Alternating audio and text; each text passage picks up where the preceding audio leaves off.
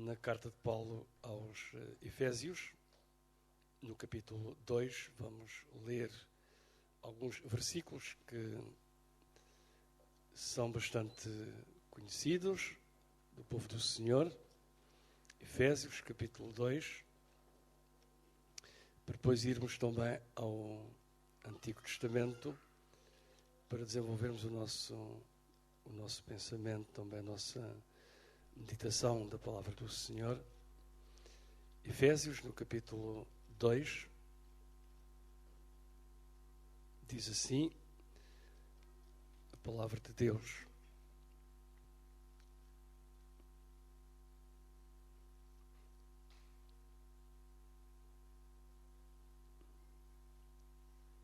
versículo 8. Eu gostava que os irmãos lessem em uníssono, lêssemos todos em conjunto. A minha versão é antiga, portanto penso que a maior parte dos irmãos tem a mesma versão. Capítulo 2 de Efésios, versículo 8, diz assim: porque pela graça sois salvos por meio da fé, e isso não vem de vós, é dom de Deus, não vem das obras, para que ninguém se glorie, porque somos feitura sua, criados em Cristo Jesus, para as boas obras, as quais Deus preparou para que andássemos nelas. Amém? Então, nós vamos falar acerca da graça de Deus e depois iremos ler a Escritura, onde percebemos de uma forma clara como Deus aplicou, como Deus manifestou a sua graça na vida de uma mulher. Quando nós falamos acerca da graça, falamos acerca de um dom imerecido. Significa que, pelos nossos méritos, nós não somos salvos. Ninguém é salvo. Ninguém é salvo pelos seus próprios méritos. Porque a Bíblia diz que todos pecaram e destituídos estão da glória de Deus. Ainda que nós pratiquemos boas obras, ainda que nós sejamos honestos, ainda que sejamos generosos, significa que todos os atributos que o homem possa possuir, todos juntos, não são suficientes para alcançar a salvação. A Bíblia diz-nos que as nossas melhores obras são como trapos de imundície. Mas alguém pode perguntar: mas será que Deus não se agrada das boas obras? Ora, com certeza que as boas obras são do agrado de Deus. Mas não podemos ser salvos pelas obras. Nós só podemos ser salvos por Jesus. Se fosse possível o homem ser salvo pelas boas obras que pratica, então Jesus não teria tido necessidade de morrer na cruz do Calvário. Todos entendemos isto, não é? Todos entendemos. Então, a graça de Deus se manifestou, trazendo salvação a todos os homens. E como é que a graça de Deus se manifestou? Através de Jesus, o Filho de Deus vivo, que nunca pecou, na sua boca nunca se achou engano, mas ele se fez pecado por nós. Quer dizer que ele nos substituiu. Diz a Bíblia, o castigo que nos traz a paz estava sobre ele, e pelas suas pisaduras nós fomos sarados. A maior parte de nós que estamos aqui fomos ensinados desde pequeninos de que a salvação era pelas boas obras. Quer dizer que se alguém praticasse muito boas obras, tinha o céu garantido. Se alguém praticasse obras assim, teria um outro lugar, que é o purgatório. Mas se alguém fosse mesmo mau, então ia direitinho para o inferno. Mas isso são escalonamentos que os homens fizeram. Porque não existe o lugar intermédio, não existe o chamado purgatório. A Bíblia fala-nos de céu e fala-nos de inferno. E ninguém alcança o céu pelas boas obras. Ninguém alcança o céu por praticar a justiça. Ninguém alcança o céu por dar a sua fortuna ou por entregar até o seu próprio corpo em sacrifício. Por isso, quando Paulo escreve à igreja de Éfeso, Paulo está lembrando os crentes, dizendo: pela graça sois salvos. Pela graça sois salvos, por meio da fé. E isto não vem de vós, é dom de Deus. Nem vem das obras, para que ninguém se glorie, porque somos feitura sua, criados em Cristo Jesus para as boas obras, as quais Deus preparou para que nós andássemos nelas. Ora, quando eu disse que as boas obras são do agrado de Deus, eu quero dizer-vos, nós fomos salvos não por causa das boas obras, mas fomos salvos para as boas obras. Obras que acompanham a salvação. Amém? Irmãos, quando a Bíblia diz que Deus desnudou o seu braço, significa que Ele deixou a sua glória, tomou a forma, a semelhança do homem, veio às partes mais baixas da terra para nos salvar, para tomar o nosso lugar.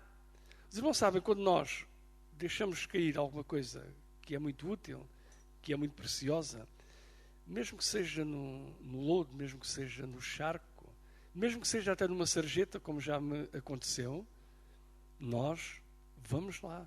Vamos. Vamos.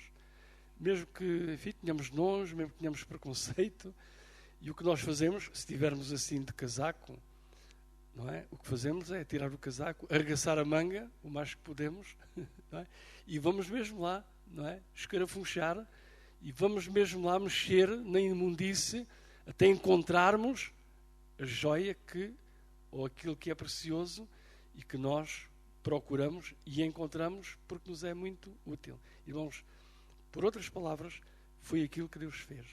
Deus enviou o seu Filho amado, o seu Filho unigênito, que veio a este mundo de miséria, de pecado, este mundo de corrupção, este mundo de aflição, este mundo que não teme o Criador, enviou o seu Filho, amém, para dar a sua vida em resgate da nossa alma. Por isso, nós somos salvos pela graça.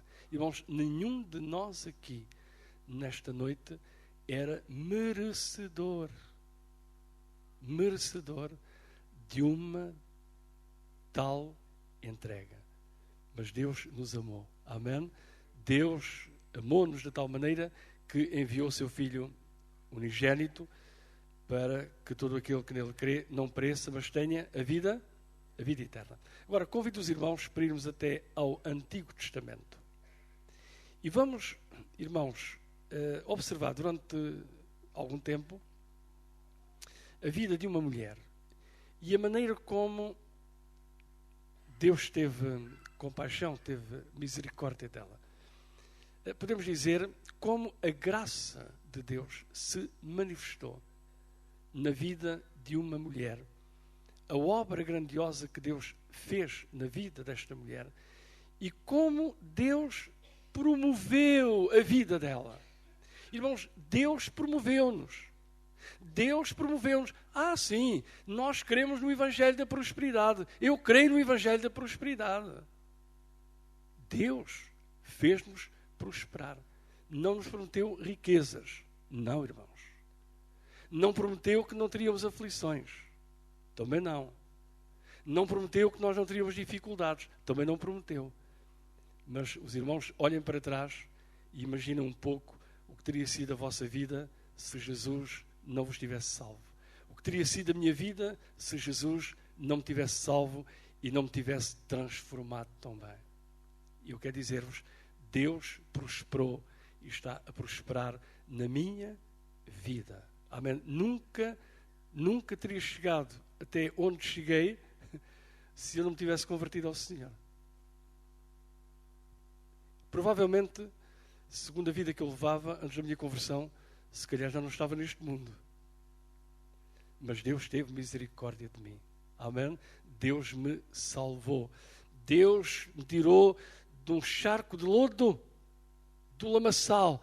Deus pôs os meus pés sobre uma rocha. E Deus colocou um novo hino, um novo cântico na minha boca. Irmãos, é isto que Deus faz, não é? Deus apanha-nos, encontra-nos como miseráveis, como destituídos da sua glória. Deus salva-nos, Deus transforma-nos e Deus usa-nos nas suas mãos para a glória do seu nome. Não sei como é que foi com os irmãos, mas quando eu me converti, eu era jovem, tinha 18 anos, e muitos amigos, não é? Amigos da noite, amigos da festa, abandonaram-me. E eu não me envergonhei de falar de Cristo, evangelizei-os e cheguei a levá-los à casa de oração, mas eles abandonaram, começaram a envergonhar-se de mim, porque eu já não os acompanhava. É verdade, perdi amigos. Fui também incompreendido por parte da minha família. Mas, em troca, irmãos, Deus deu-me uma família numerosa. Uma família que está espalhada em todos os continentes, não é? Vejam os irmãos o que é. Quando chego, por exemplo, à África e encontro irmãos que eu já conhecia, outros que não conhecia, e eles recebem-me como se eu fosse um membro da sua própria família. Sentam-me à sua mesa, não é? Abrem-me a porta da sua casa para me hospedar, onde eu posso dormir, onde eu posso estar com eles, posso orar com eles, posso conviver com eles, posso chorar com eles, posso alegrar-me com eles. Irmãos, então isto não é maravilhoso? É ou não é, irmãos? Se eu não me tivesse convertido, irmãos, o que é que eu seria? Mas Deus teve misericórdia de mim. Então vamos ler em Josué, capítulo 2. Josué, capítulo 2. Josué, capítulo 2. Diz assim a palavra de Deus: E enviou Josué, filho de Num, 2 homens de Sitim, a espiar secretamente, dizendo: Andai, observai a terra e a Jericó. Foram, pois, e entraram na casa de uma mulher prostituta, cujo nome era Raabe, e dormiram ali. Depois podemos ler um pouco mais adiante, no verso 4, diz assim: Porém aquela mulher tomou a ambos aqueles homens e os escondeu, e disse: É verdade que vieram homens a mim, porém eu não sabia de onde eram. Depois podemos ler um pouco mais adiante, no verso 11, ouvindo isso, são palavras da mulher de Raabe, desmaiou o nosso coração e a ninguém mais há ânimo algum por causa da vossa presença, porque o Senhor, vosso Deus, é Deus em cima nos céus e embaixo na terra. Verso 12. Agora, pois, jurai-me, vos peço pelo Senhor, pois que vos fiz beneficência, que vós também fareis beneficência à casa de meu pai. Dai-me um sinal certo de que dareis a vida a meu pai, a minha mãe, como também aos meus irmãos e às minhas irmãs, com tudo o que tenha, e de que livrareis as nossas vidas da morte. Verso 15. Ela os fez descer por uma corda pela janela, porquanto a sua casa estava sobre o muro da cidade, e ela morava sobre o muro. Versículo 18. Se vindo nós à terra, não atares este cordão de fio de escarlata à janela por onde nos fizeste descer, e se não recolheres em casa contigo a teu pai e a tua mãe e a teus irmãos e a toda a família do teu pai, será, pois, que qualquer que sair fora da porta da tua casa, o seu sangue será sobre a sua cabeça e nós seremos sem culpa. Mas qualquer que estiver contigo em casa, o seu sangue seja sobre a nossa cabeça, se nele se puser mão. Verso 21. E ela disse, conforme as vossas palavras, assim seja. Então os despediu e eles se foram e ela atou o cordão de escarlata à janela. Amém? Irmãos, brevemente, só para situar. O povo de Israel peregrinou durante 40 anos no deserto. Agora eles estavam em Sitim, tinham entre eles e Jericó o rio Jordão, e Josué enviou 2 homens, enviou 2 espias para espiar a terra, para espiar a cidade de Jericó. A cidade de Jericó era uma cidade-estado, tinha o seu governo, tinha o seu rei, tinha a sua administração própria, tinha o seu exército e, claro, era uma cidade bem morada, uma cidade bem protegida. Estes dois homens, 2 espias, entraram em casa de uma mulher chamada Raabe. Esta palavra no original, Raabe, significa insolente. Insolente. No nosso dicionário da língua portuguesa, uma pessoa insolente é uma pessoa indesejável, é uma pessoa desprezível, é uma pessoa desagradável. É insolente. Era prostituta. Era uma mulher que tinha uma hospedaria, a sua casa estava edificada sobre o muro da cidade. E é interessante, irmãos, como Deus dirige todas as coisas. Não segundo o critério humano, porque, enfim, se fosse segundo o critério humano, eles não teriam entrado em casa daquela mulher. Provavelmente teriam entrado em casa de uma mulher ou de uma pessoa mais honrada. Mas eles eram espias. Eles estavam numa missão secreta. E entraram em casa daquela mulher. Aquela mulher acolheu-os. E deu testemunho diante daqueles homens de que a conquista da cidade de Jericó e da terra de Canaã era algo que ninguém podia evitar. Porque eles já tinham conhecimento de como Deus, o Deus dos israelitas, era um Deus grande, era um Deus poderoso. As notícias de como Deus tinha sustentado uma nação durante 40 anos no deserto, como Deus os tinha livrado de reis inimigos, já tinha chegado também a Jericó. E esta mulher percebeu no seu espírito que ninguém poderia resistir àquele exército de Deus. Então, ela apelou à misericórdia. Ela disse e pediu àqueles homens que poupassem a vida dela, a vida de seus pais e a vida de seus irmãos. Afinal, ela estava intercedendo por toda a sua família. Aqueles homens foram escondidos, porque a notícia espalhou-se de que ela tinha recebido em casa estrangeiros. Ela escondeu-os, protegeu-os e, por fim, providenciou a maneira de eles escaparem com vida. Como é que eles escaparam? Descendo por uma corda, não é? Descendo por uma corda, procurando refugiar-se no monte, até que os que os procuravam desistissem de procurar, para que eles voltassem então para Sitim.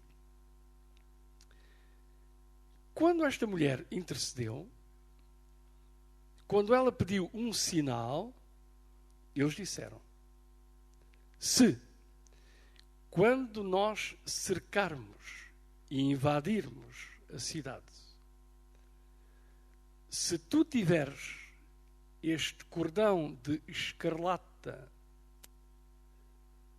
pendurado da janela, de forma que ele seja visível, então tu e a tua casa escaparão.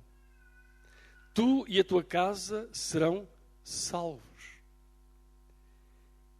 E ela obrigou-os a fazer juramento. E eles disseram, a condição é esta. Não há outra condição. Ela tinha que identificar a sua casa através daquele sinal, através daquela corda, cor escarlata, cor vermelha. Era sinal de livramento. Entretanto, irmãos, o povo passou a pé enxuto as águas do rio Jordão, quando ele transbordava por todas as, digamos, ajuda-me, irmãos, ribanceiras, não é? Era a altura de chuva em que o rio transbordava. E Deus, de uma forma sobrenatural, abriu as águas do rio para que a nação passasse a pé enxuto. Claro, irmãos, a forma como a cidade foi conquistada foi também de forma sobrenatural. Foi Deus que derribou os muros da cidade de Jericó. Agora, no capítulo 6,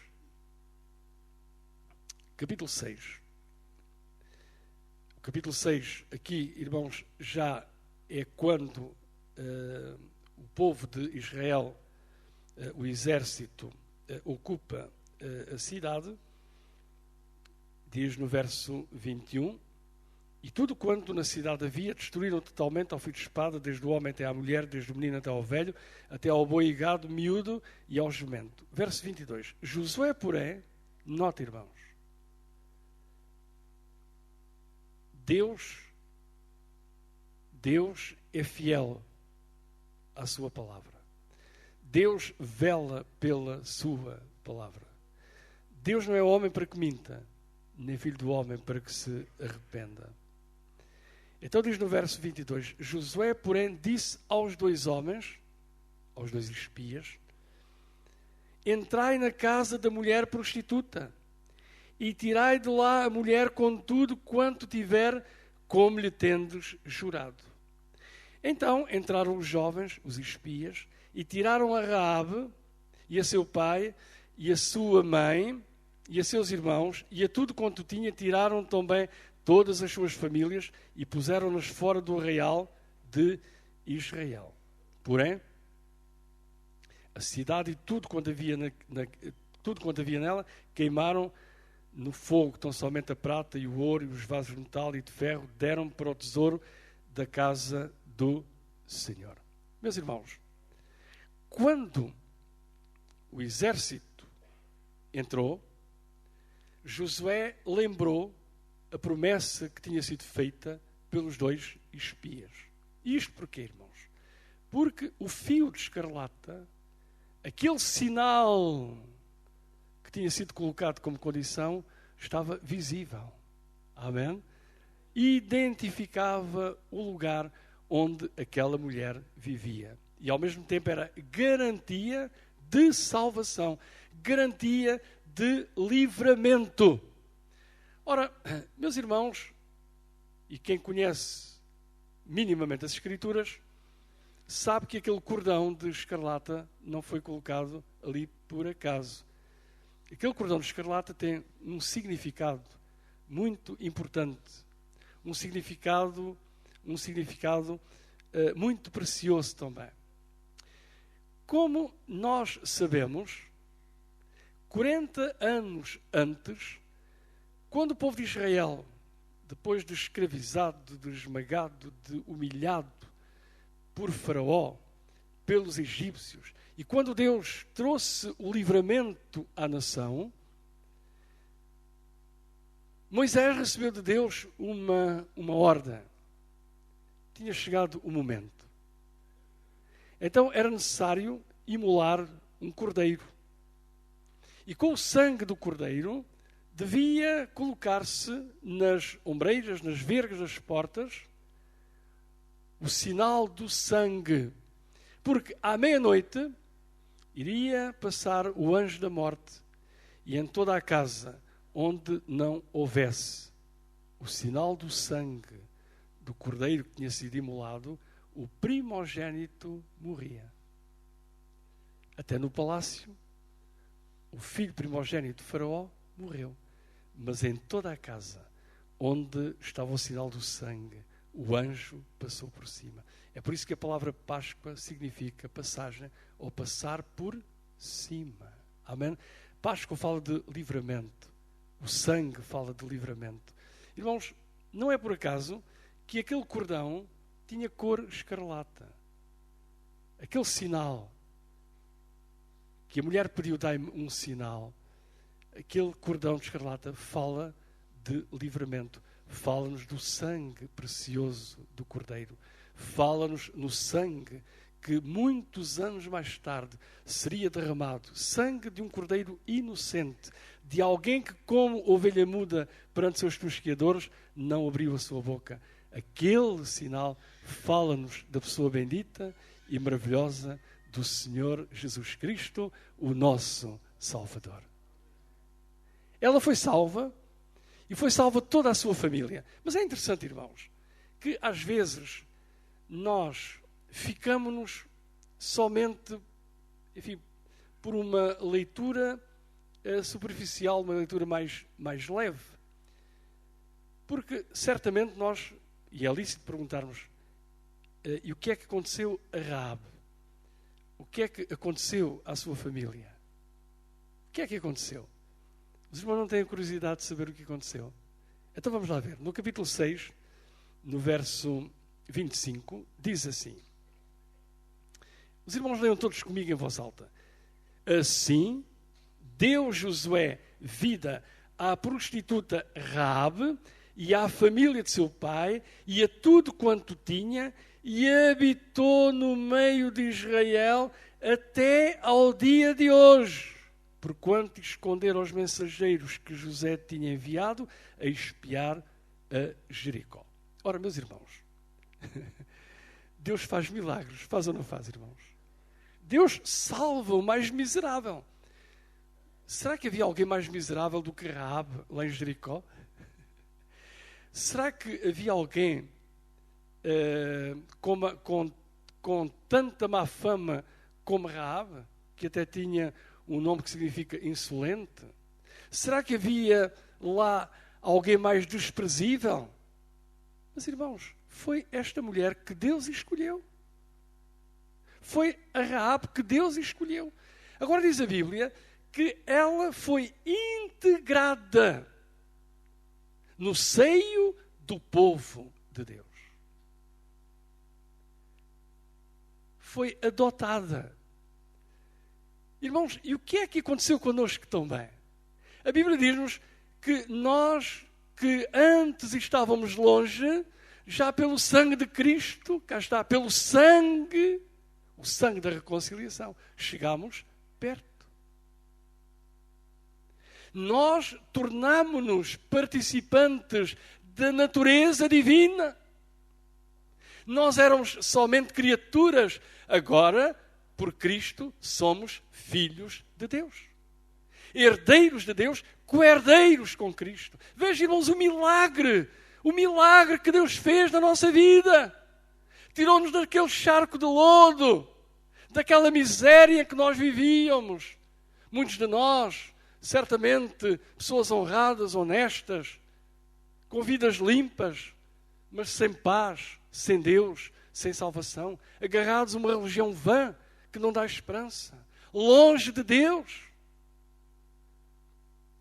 Mas agora, pelo sangue de Cristo, amém, pelo sangue do concerto, pelo sangue que aquele inocente e justo, nesta noite já ouvimos aquele hino, aquela letra maravilhosa que nos fala acerca do Cordeiro, acerca de Jesus, aquele que deu a sua vida em nosso lugar. E agora, irmãos, Deus está a fazer uma obra grandiosa na família de Raabe. Mas, irmãos, sabe o que é que eu encontrei ainda mais?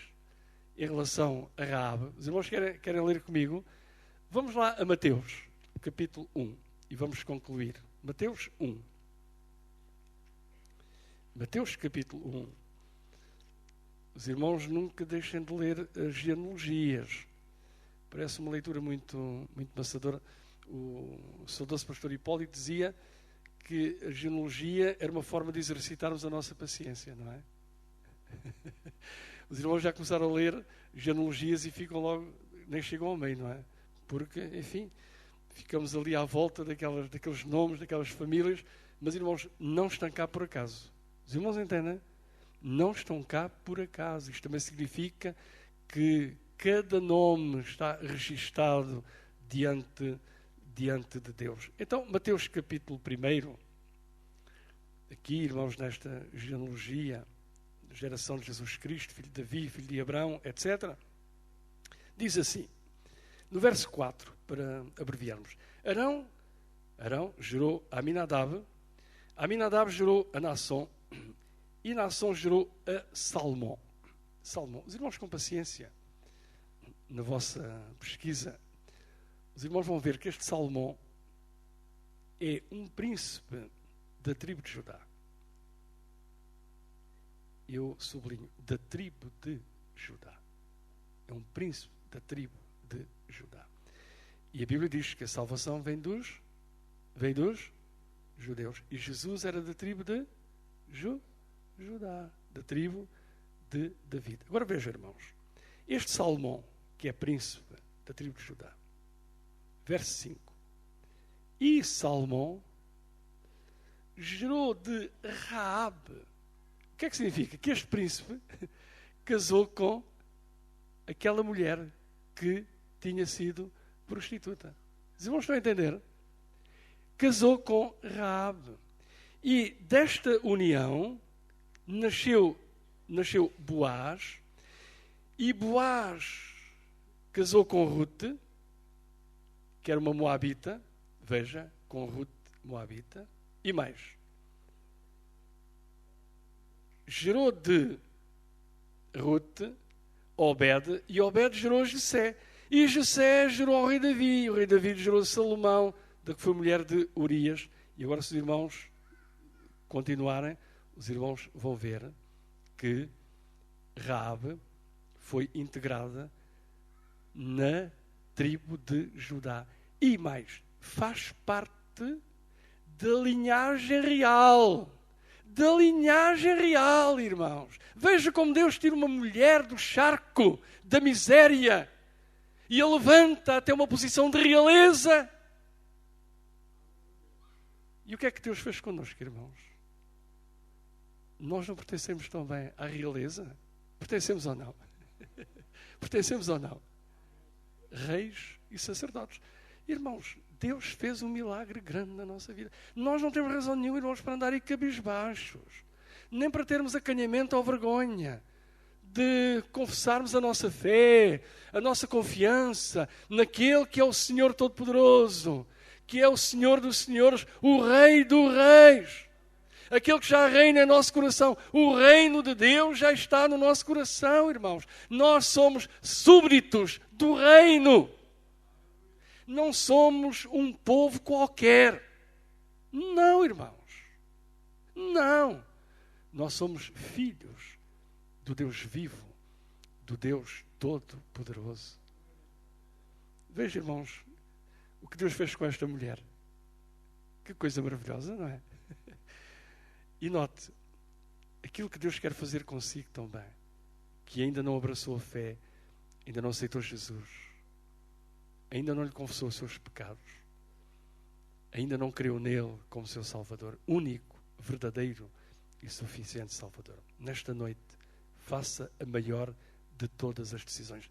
Deus vai mudar a sua vida e Deus vai mudar o rumo da sua vida também. Deus vai torná-lo uma pessoa valiosa, uma pessoa nobre. Amém?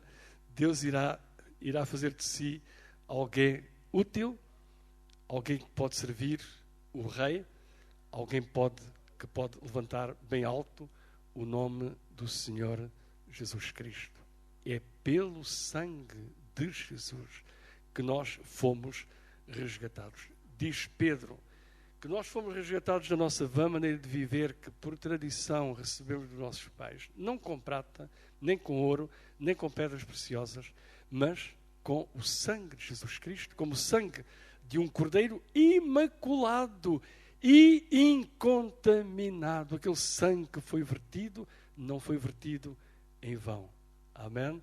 Nós fomos resgatados pelo sangue precioso de Jesus Cristo, como o sangue de um cordeiro de Deus. Nesta noite faz a tua decisão para Cristo. E quem sabe até, se alguém que se tem afastado dos caminhos do Senhor, nesta noite pode voltar.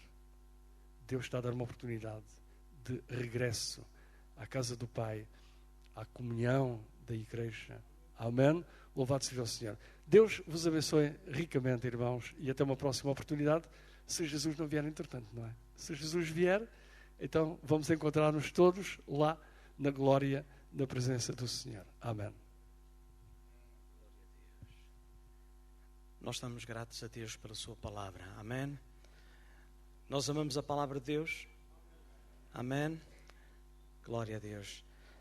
Sem dúvida que se nós não conhecêssemos esta palavra, nós não podíamos ter a certeza da nossa salvação, do perdão dos nossos pecados. Mas nós louvamos a Deus pela sua palavra. E ainda hoje é um grande milagre nós termos a palavra de Deus. E ao ouvirmos a palavra,